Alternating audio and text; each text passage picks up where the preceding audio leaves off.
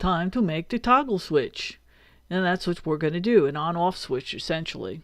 So I've already set up my stage with a rounded rectangle that's going to act as a button and an ellipse, aka circle, which I'm going to change to a symbol and then make it do something. So with my ellipse selected, I'm going to go modify, convert to symbol. I could have used the shortcut Control Y, and I'm going to name this circle because it's easy.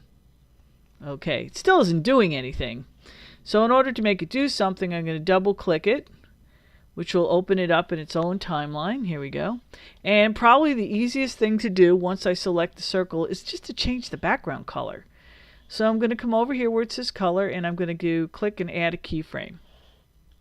I'm going to drag my playhead forward 1 second, and I'm going to come back over here on the color chip and green, green, green, yeah, green. And because I had the auto keyframer selected and the auto transition set up, it automatically did set up my animation. Nice, huh? All right. So I'm going to put the playhead back at home, and I got one more thing to do. I need to add a trigger. So insert trigger. And what do I want to do? Well, I don't want it to play back. So I'm going to click playback, stop, circle, done. Now I'm going to move this up because we're getting serious now.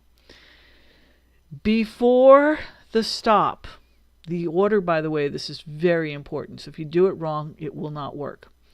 We're going to create a variable, and that's var, and I'm going to make it n equals 0.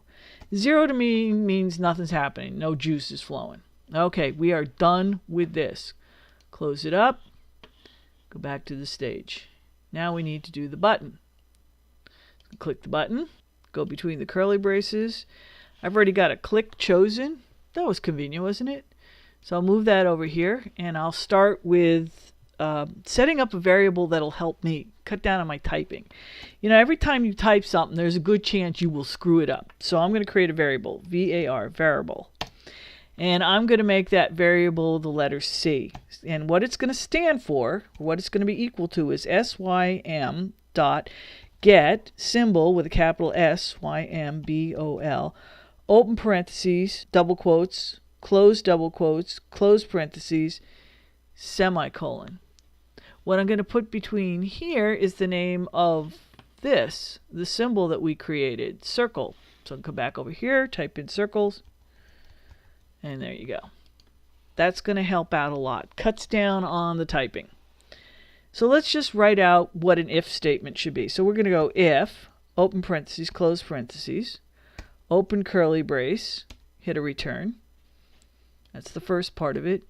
And after that that curly brace, we're going to write else, open curly brace, close curly brace. That's how an if statement is set up. So if this is true, something will happen. So if C, which stands for this, dot n, which was the variable we created in the symbol, equals, two equal signs, it means absolute equals 1. If it equals 1, something's going to happen.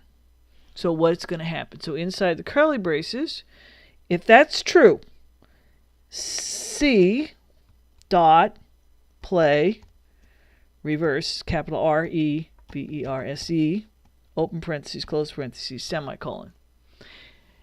Then we're going to set the variable n, which is C dot n, equal to 0.